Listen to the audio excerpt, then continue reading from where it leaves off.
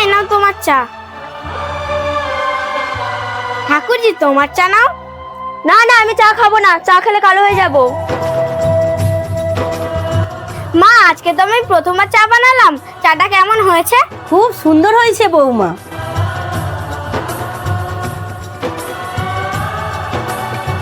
আমি তো কোনোদিনও চা করিনি, দেখি তো কেমন হয়েছে।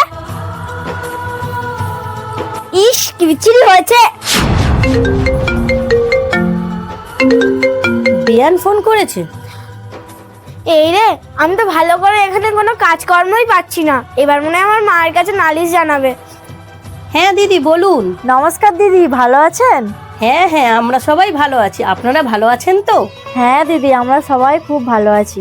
আমার মেয়ে আপনাদেরকে মানিয়ে গুছিয়ে নিতে পারছে তো? কেন পারবে না? তাছাড়া ও খুব ভালো মেয়ে, ওকে আমাদের খুব পছন্দ হয়েছে। আসলে আমার মেয়ে তো এখানে কোনো কাজকর্ম শেখেনি, তাই চিন্তা হচ্ছিল।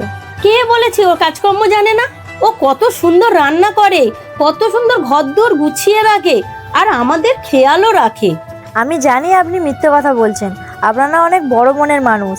আপনার বাড়িতে যে আমার মেয়েকে দিতে পেরেছি, এতেই আমরা ধন্য।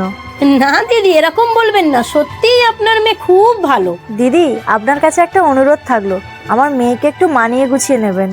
আপনারা কোনো চিন্তা করবেন না, আপনার মেয়ে আমার কাছে নিজের মেয়ের মতো আছে, আর আগামী দিনেও থাকবে। রাখছি দিদি, হ্যাঁ, আপনারা ভালো থাকবেন। নমস্কার। হ্যাঁ দিদি, নমস্কার।